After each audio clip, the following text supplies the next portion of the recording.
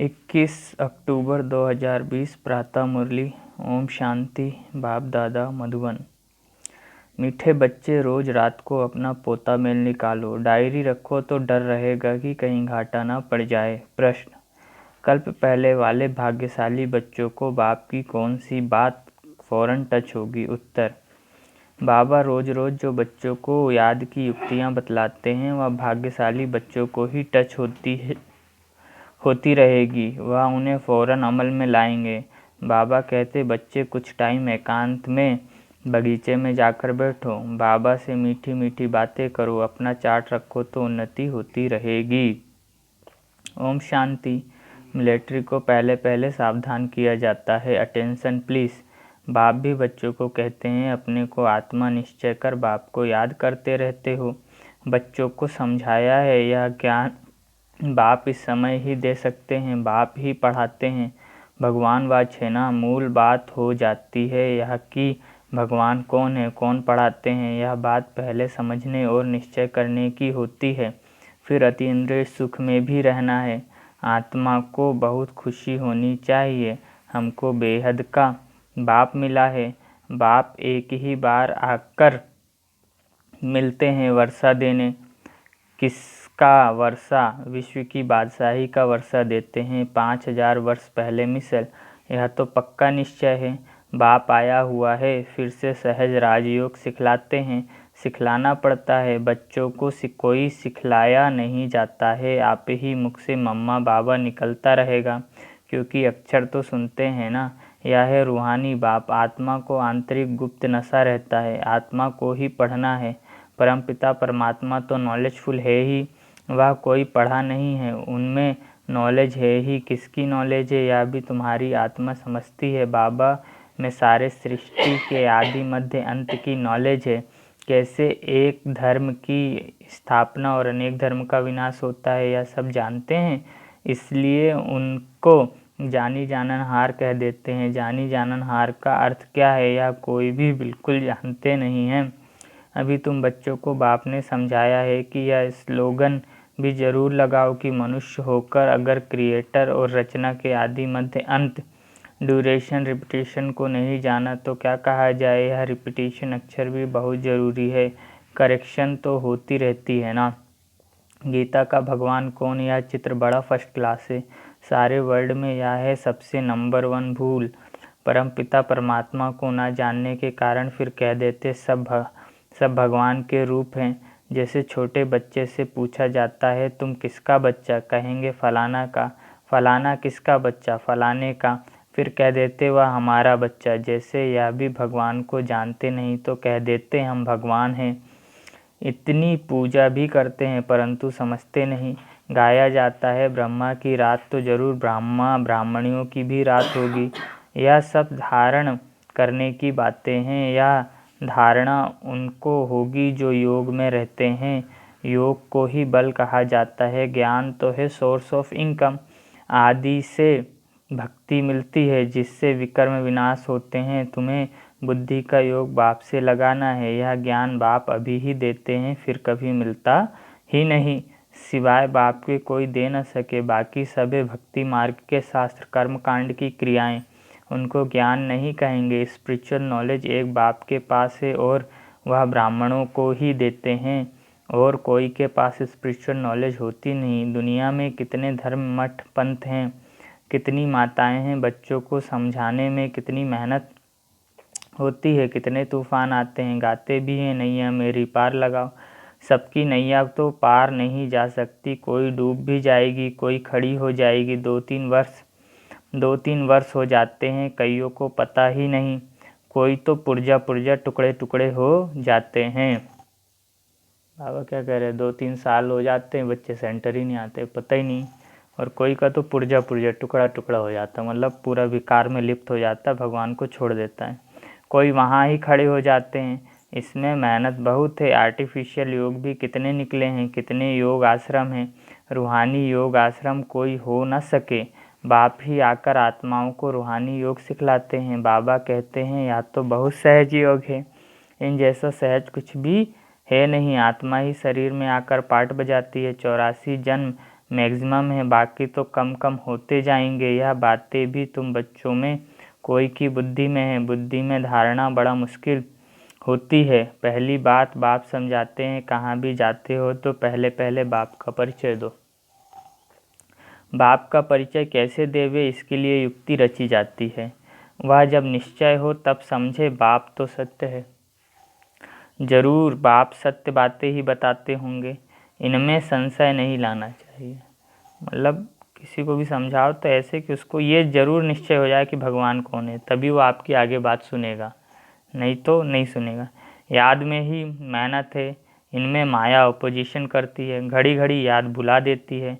इसलिए बाबा कहते हैं चार्ट रखो, तो बाबा भी देखो कौन कितना याद करते हैं, तो बाबा भी देखें कौन कितना याद करते हैं। 1/4% भी चार्ट नहीं रखते हैं। कोई कहते हैं हम तो सारा दिन याद में रहता हूँ, कैसे पता चले, लिखते ही नहीं है। बाबा रोज़ बोलते चार्ट लिखो। बाबा कहते हैं या तो बड़ी मुश्किल है, सारा दिन रात तो बांधेलियाँ जो मार खाती रहती हैं वह याद में रहती होंगी। लोग बच्चे बोलते मैं सारा दिन बाबा याद करता हूँ। बाबा बोलते हो नहीं सकता, लेकिन जो बांधेलियाँ हैं जिनको जाने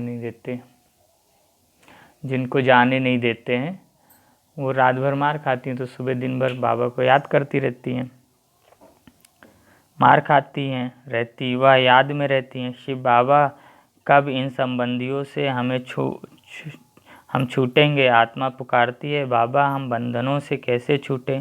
अगर कोई बहुत याद में रहते हैं तो बाबा को चार्ट भेजो, डायरेक्शन मिलते हैं। रोज़ रात को अपना पोता मेल निकालो, डायरी रखो, डायरी रखने से डर रहेगा हमारा घाटा ना निकल आए। बाबा देखेंगे तो क्या कहेंगे, इतने मोस्ट बिलवेड बाप को इतना समय ही याद करते हो। लौकिक बाप को, स्त्री को तुम याद करते हो, मुझे इतना थोड़ा भी याद नहीं करते हो। जब हम लिखेंगे कि बाबा 10 मिनट याद किया, 15 मिनट याद किया, 1 घंटा याद किया, तो बाबा देखेगा तो कहेगा बच्चे मैं बाप जो तुम्हारे जन्मों जन्मों के पाप काट रहा हूँ, तुम मुझे कितना याद किए और अपने घर वालों को कितना। चार्ट लिखो तो आप ही लज्जा आएगी, इस हालात में तो मैं पद पा नहीं सकूंगा। इसलिए बाबा चार्ट पर जोर दे रहे हैं। बाप को और 84 के चक्र को याद करना है तो फिर चक्रवर्ती राजा बन जाएंगे, आप समान बनाएंगे, तब तो प्रजा पर राज्य करेंगे। या है ही राजयोग नरसिंह नारायण बनने का। एम ऑब्जेक्ट यह है, जैसे आत्मा को देखा नहीं जाता समझा जाता है, इनमें आत्मा है यह भी समझा जाता है। ब्रह्मा बाबा शिव बाबा बैठे ये समझा जाता है। इन लक्ष्मी नारायण की जरूर राजधानी होगी, इन्होंने सबसे जास्ती मेहनत की है तब स्कॉलरशिप पाई है। जरूर उन्हों की बहुत प्रजा होगी, ऊंच से ऊंच पद पाया है। जरूर बहुत योग लगाया है तब पास विद ऑनर हुए। यह भी कारण निकालना चाहिए हमारा योग क्यों नहीं लगता है। धंधे आदि के झंझट में बहुत बुद्धि चली जाती है, उनसे टाइम निकाल इस तरफ जास्ती ध्यान देना है। कुछ टाइम निकाल बगीचे में एकांत में बैठना चाहिए। फीमेल तो जा न सके उनको तो घर संभालना है, पुरुषों को सहज है। कल्प पहले वाले जो भाग्यशाली होंगे उनको ही यह टच होगा। पढ़ाई तो बहुत अच्छी है, बाकी हर एक की बुद्धि अपनी होती है, कैसे भी करके बाप से वर्षा लेना है। बाप डायरेक्शन सब देते हैं, करना तो बच्चों को ही है। बाबा डायरेक्शन देंगे जनरल मतलब सबके लिए। एक एक पर्सनल भी आकर कोई पूछे तो राय दे सकते हैं। तीर्थों पर बड़े बड़े पहाड़ों पर जाते हैं तो पंडे लोग सावधान करते रहते हैं, बड़ी मुश्किलात से जाते हैं। तुम बच्चों को तो बाप बहुत सहज युक्ति बताते हैं। बाप को याद करना है, शरीर का भान खत्म करना है। बाप कहते हैं मुझे याद करो, बाप आकर नॉलेज दे चले जाते हैं। आत्मा जैसा तीखा रॉकेट और कोई हो नहीं सकता। वो लोग मून आदि तरफ जाने में कितना टाइम वेस्ट करते हैं, यह भी ड्रामा में नूंद है। यह साइंस का हुनर भी विनाश में मदद करता है, वह है साइंस, तुम हो साइलेंस। अपने को आत्मा समझ बाप को याद करना, यह है डेड साइलेंस। मैं आत्मा शरीर से अलग हूँ, यह शरीर पुरानी जुत्ती है, सर्प कछुए के मिसाल भी तुम्हारे लिए हैं। तुम ही कीड़े जैसे मनुष्यों को भू भू कर मनुष्य से देवता बनाती हो। विषय सागर से क्षीर सागर में ले जाना तुम्हारा काम है। सन्यासियों को यह यज्ञ तप आदि कुछ भी करना नहीं है। सन्यासियों को यह यज्ञ तप आदि कुछ भी करना नहीं है। भक्ति और ज्ञान है ही गृहस्थियों के लिए। उन्हों को तो सतयुग में आना ही नहीं है। सन्यासी सतयुग में नहीं आएंगे क्योंकि वो तो घर बार छोड़ के गए, है ना। वह क्या जाने इन बातों से। यह भी ड्रामा में नूंद है इस निवृत्ति मार्ग वालों की। जिन्होंने पूरे 84 जन्म लिए हैं वही ड्रामा अनुसार आते रहेंगे। इसमें भी नंबरवार निकलते रहेंगे। माया बड़ी प्रबल है, आंखें बड़ी क्रिमिनल है। ज्ञान का तीसरा नेत्र मिलने से आंखें सिविल बनती हैं, फिर आधा कल्प कभी क्रिमिनल नहीं बनेंगी। यह है बड़ी धोखेबाज। तुम जितना बाप को याद करेंगे उतना इंद्रियां शीतल होंगी। फिर 21 जन्म कर्मेंद्रियों को चंचलता में आना नहीं है। वहाँ कर्मेंद्रियों में चंचलता होती नहीं। सब कर्मेंद्रियां शांत सतोगुणी रहती हैं। देह अभिमान के बाद ही सब शैतानी आती है। बाप तुमको देही अभिमानी बनाते हैं। आधा कल्प के लिए तुमको वर्षा मिल जाता है। जितनी जो मेहनत करते हैं उतना ऊंच पद पाएंगे। मेहनत करनी है देही अभिमानी बनने की, फिर कर्मेंद्रियां धोखा नहीं देंगी। मतलब अब स्वयं को आत्मा समझने की मेहनत करनी है। अंत तक युद्ध चलती रहेगी। जब कर्मातीत अवस्था को पाएंगे तब वह लड़ाई भी शुरू होगी। वह लड़ाई मतलब दुनिया में जो युद्ध होना है, अब वो समय आ ही रहा है, बहुत नज़दीक है। क्योंकि कर्मातीत अवस्था को हम सब की अवस्था कर्मातीत होगी ऐसा नहीं है। हमें पाना तो है अपनी कर्मातीत अवस्था, लेकिन हम इतने पीछे आए हैं कि हम अभी से भी बहुत याद करें ना 24 घंटे तब जाके हम पाएंगे। लेकिन जो ब्रह्मा बाबा और मम्मा जिन्होंने सबसे ज़्यादा प्रसाद किया उन्हीं को 33 साल लगे। इनका पाप कर्म ज़्यादा रहा क्योंकि बड़े बड़े राजा थे। इनके एक निर्णय से बहुत की आत्माओं में फ़र्क पड़ा। लेकिन हमें भी कुछ नहीं तो 10-12 साल तो लगेगा ही ना। तो कर्मातीत अवस्था के लिए बाबा ने कहा है पूरा यज्ञ 108 रतन जो 108 की माला जपते हैं उनके लिए रुका है। वो जैसे ही 108 जो रतन तैयार होने हैं वो कर्मातीत अवस्था को पाएंगे, दुनिया में युद्ध चालू हो जाएगी बाहर की। जब कर्मातीत अवस्था को पाएंगे तब वह लड़ाई भी शुरू होगी। इसलिए अपने पास बहुत थोड़ा समय है, पुरुषार्थ करो, जितना ज़्यादा हो सके बाप को याद करो। दिन प्रतिदिन आवाज़ होता जाएगा, मौत से डरेंगे। बाप कहते हैं यह ज्ञान सबके लिए है, सिर्फ बाप का परिचय देना है। हम आत्माएं सब भाई भाई हैं, सब एक बाप को याद करते हैं। गॉड फादर कहते हैं करके कोई नेचर को मानने वाले होते हैं, परंतु गॉड तो है ना, उनको याद करते हैं। मुक्ति जीवन मुक्ति के लिए, मोक्ष तो है नहीं। वर्ल्ड की हिस्ट्री ज्योग्राफी को रिपीट करना है। बुद्धि भी कहती है जब सतयुग था तो एक ही भारत था, मनुष्य तो कुछ भी नहीं जानते। इन लक्ष्मी नारायण का राज्य था ना, लाखों वर्ष की बात हो न सके। लाखों वर्ष होते तो कितनी ढेर संख्या हो जाती। बाप कहते हैं अब कलयुग पूरा हो, सतयुग की स्थापना हो रही है। वह समझते हैं कलयुग तो अर्जुन बच्चा है, इतने 1000 वर्ष की आयु है। तुम बच्चे जानते हो यह कल्प ही 5000 वर्ष का है। दुनिया वाले क्या कहते हैं सतयुग तो कलयुग अभी बच्चा है, लेकिन हम जानते हैं ये पूरा कल्प ही, सतयुग त्रेता द्वापर युग कलयुग सब मिला के 5000 है। भारत में ही यह स्थापना हो रही है, भारत ही अब स्वर्ग बन रहा है। अभी हम श्रीमत पर यह राज्य स्थापन कर रहे हैं। अब बाप कहते हैं मामेकम याद करो, मतलब मुझे को याद करो। पहला पहला शब्द ही याद हो। जब तक बाप का निश्चय नहीं होगा तब तक प्रश्न पूछते रहेंगे। फिर कोई बात का उत्तर नहीं मिलेगा तो समझेंगे यह जानते कुछ भी नहीं। और कहते हैं भगवान हमको पढ़ाते हैं, इसलिए पहले पहले एक ही बात पर ठहराओ। पहले बाप का निश्चय करे कि बरोबर सभी आत्माओं का बाप एक ही है और वह है रचता, तो जरूर संगम पर ही आएंगे। बाप कहते हैं मैं युगे युगे नहीं, कल्प के संगम युग पर आता हूँ। कल्प मतलब जब पूरा ये 5000 साइकिल पूरा होता है। मैं आता ही हूँ पुरानी और नई के बीच में, पुरानी दुनिया और नई दुनिया के बीच में। इनको पुरुषोत्तम संगम युग कहा जाता है। तो हम भगवान पे जब तक उसको निश्चय न हो, वो ना माने कि हाँ मैं मानता हूँ यही भगवान है, तब तक उसको कुछ समझाने से कोई फ़ायदा नहीं है। इनको पुरुषोत्तम संगम युग कहा जाता है। तुम पुरुषोत्तम भी यहाँ बनते हो। लक्ष्मी नारायण सबसे पुरुषोत्तम है। एम ऑब्जेक्ट कितनी सहज है। सबको बोलो यह स्थापना हो रही है। बाबा ने कहा है पुरुषोत्तम अक्षर जरूर डालो, क्योंकि यहाँ तुम कनिष्ठ से पुरुषोत्तम बनते हो। ऐसी ऐसी मुख्य बातें भूलनी नहीं चाहिए, और संवत की डेट भी ज़रूर लिखनी चाहिए। यहाँ तुम्हारी पहले से राजाई शुरू हो जाती है। पहले से मतलब जैसे हम सतयुग में जाएंगे लक्ष्मी नारायण राजा बन जाएंगे, ऐसा नहीं है ना। औरों की राजाई पहले से नहीं होती, दूसरे धर्म वालों की पहले से राज्य सत्ता नहीं आती। वह तो धर्म स्थापक आए तब उनके पीछे उनके धर्म की वृद्धि हो, करोड़ों बने तब राजाई चले। पहले आएंगे धर्म की स्थापना करेंगे, फिर उसके बाद कुछ लोग बन जाते हैं, कुछ देश बाद में बने उन धर्मों के। यहाँ तो भारत में जैसे ही लक्ष्मी नारायण आएंगे ये देवी देवता धर्म का राज्य हो जाएगा। करोड़ों बने तब राजाई चले। तुम्हारी तो शुरू से सतयुग में राजाई होगी। यह किसकी भी बुद्धि में नहीं आता कि सतयुग में इतनी राजाई कहाँ से आई। कलयुग अंत में इतने ढेर धर्म हैं, फिर सतयुग में एक धर्म एक राज्य कैसे हुआ।